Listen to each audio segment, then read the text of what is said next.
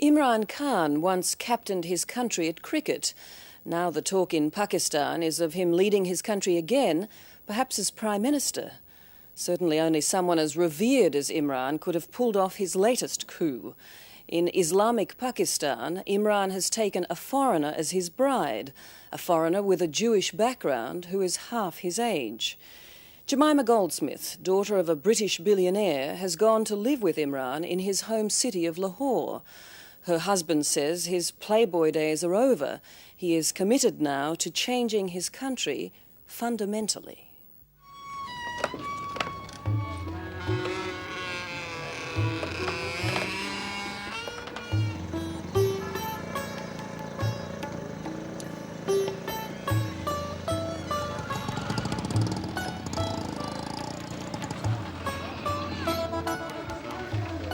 In some parts of the world, he's only a hero. In Pakistan, he's a demigod.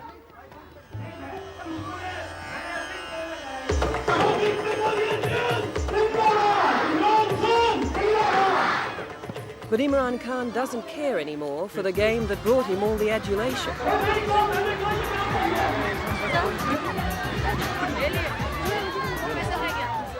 At 42, he is reborn as a symbol of Muslim pride and the brightest political prospect in a country staggering under the twin burdens of poverty and corruption.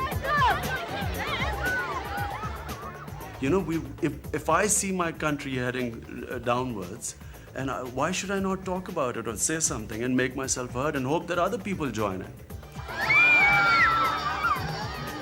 In a democracy, I mean, we all have the right to say what we think is right. If I have a platform, I should speak out. You know, this is the essence of democracy. Anyone in a position. And by the way, this is also very much Islam. You're supposed to stand up and say what you think is right. All the same, you're standing up more than most other people in this country. Not at all. There are a lot of people saying the same thing as me. You but know, with what not, I'm saying... Not the kind of attention paid to them. But what you're saying is that people do not have the platform which I've got. All the more reason for me to say it. And he has plenty to say. Pakistan, he believes, should discard what the British left behind, starting with the legal system, and return to tribal law. His countrymen should wear only traditional dress, as he does. And English should give way to Urdu, Pakistan's main language, in the country's schools. His conviction springs, he says, from a spiritual awakening to Islam. As far as those of us looking on can judge, you've gone from cricketer to social reformer, from man of the world to Pakistani nationalist, and from playboy to devout Muslim and husband. That's quite a transformation, isn't it? The assumption is that we don't change. When we pray 5 times a day, we always repeat one thing in the prayers, that, oh God, guide me on the right path. Now, you know, if we weren't to change, you know, we would not come on the right path. I mean, the right path is every day. In your mind, is this a genuine spiritual awakening that he's gone through? Some of it must be genuine. It's as genuine as a confused person's spiritual awakening can be. Jugnu Mohsin is editor of Pakistan's Friday Times and a fierce critic of Imran Khan. He stands on a high pedestal and lectures us about how we ought to live and how we ought to be proud of our culture and our roots and our heritage, and we are. We know who we are.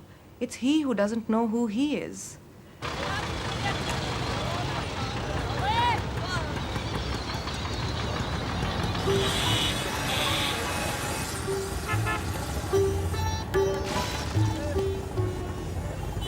An arranged Muslim marriage to a local girl.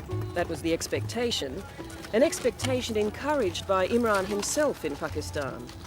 But ultimately, Imran selected his own bride, and she was neither Pakistani nor Muslim. British, with a Jewish background, Jemima Goldsmith was the daughter of one of Britain's richest men. Are you mad? Are you crazy? Yes, but I'll go and eat roast chicken at home and I won't get ill on that, so... When she converted to Islam and married Imran Khan, she turned her back on her old life just as her husband had done.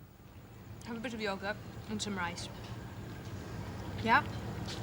This is really, I mean, I have no sympathy for you now if you suffer. This is really suicide. Do you see this marriage as a turning away from the life that you may have led in other parts of the world? You mean a playboy? Is You that what said you... it. You said it.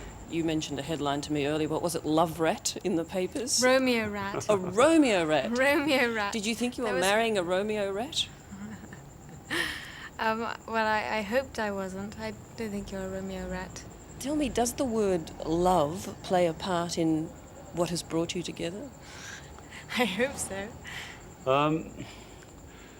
You know, I'll just say that in our culture, you know, a public show of affection and publicly talking about these things is sort of not really considered very common. I think it's between two people. Because, you know, you see in Hollywood people sort of proclaiming love, you know, and this huge love affair, and 2 years later they are divorced. It's quite embarrassing. But it's an interesting difference in your responses. Jemima said, yes, I hope so. And you were reticent to talk about it. It's only because it's always considered something too mushy to talk about in public. I mean, it's between two people. But there is some of that stuff there, obviously. Well, there must be something to have got married to her. Yeah. He's a middle-aged man who has decided to tie the knot with a girl half his age who is British and the daughter of a Zionist billionaire. And he's telling us what we ought to do and how we ought to live.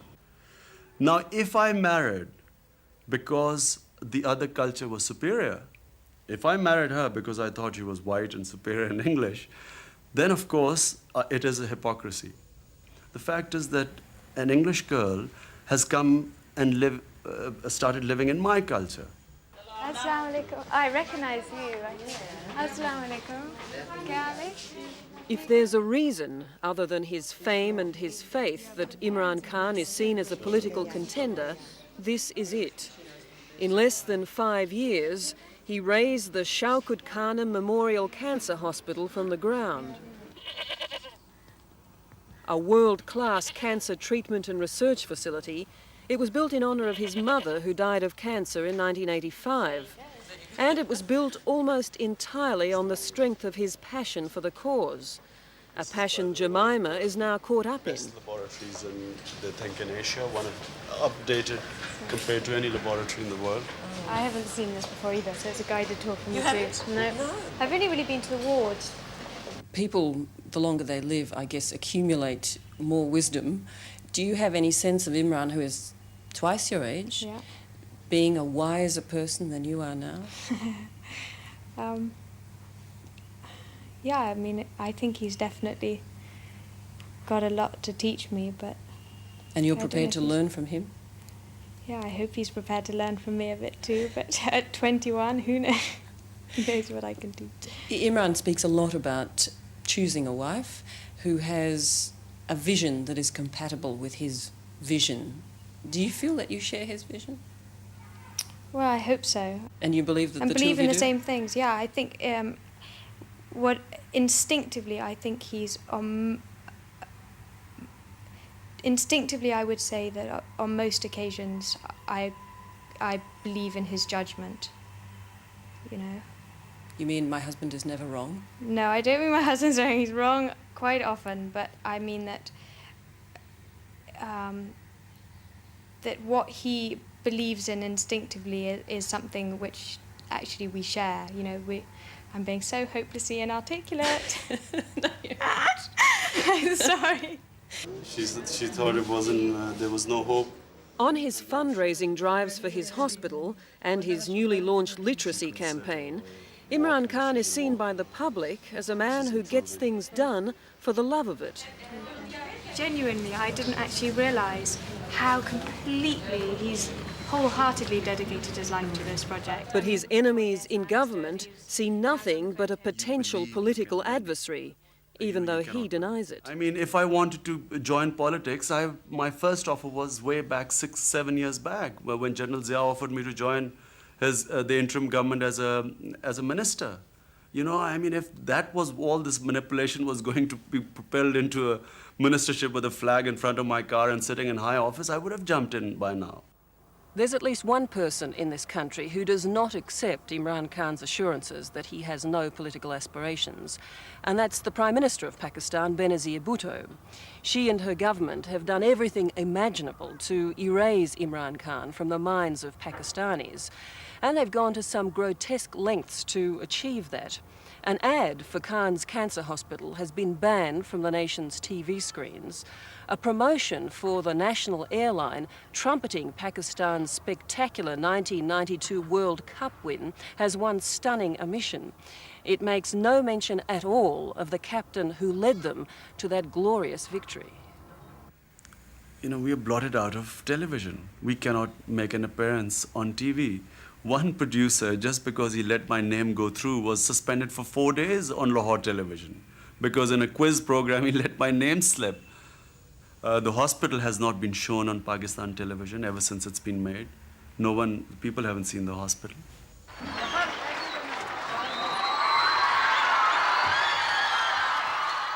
The government clearly believes Imran Khan is a political threat, as much as his followers believe that he's a political hope. His denials are not helped by the fact that at rallies like this one, he talks about restoring national pride. He talks about rejecting foreign aid, and he talks about cleaning up corruption. In fact, he talks a lot like a politician. And what worries some in Pakistan is that the playing field of politics is far more treacherous than the gentleman's game he once played. Cricketers don't often become social reformers. They don't often become politicians. Is it possible that you might be naive in your thinking in relation to all of this? In doing what? In the fact that you don't seem to want to admit that you might be able to be manipulated in all this because of your status here. You see, firstly, I mean, it's not that I've just recently got any fame. I mean, if I was to be manipulated, I was a name here for quite a while. And I've been approached by political parties for quite some time. Now, if I was that type, why would not have I jumped in before? Well, it's not uncommon for aspiring politicians to become involved in social and community programs to test the water for their support. It's not a crime to do that. Mightn't you be doing that? I suppose people must look at it like that. Test my water. Okay, so I've tested my water. There was a lot of support. I saw a lot of people in the towns coming out. So I've tested it. Now surely I should be jumping in now, because that's what was predicted, by the way. They thought it's imminent now and he's about to launch a party or something. My objective is that if I am in a position to help my country, I will try and do that. And I feel that in the current state of affairs, the way our political system is so corrupt, I can do a lot more good to my country outside politics. And that's what I'm trying to do.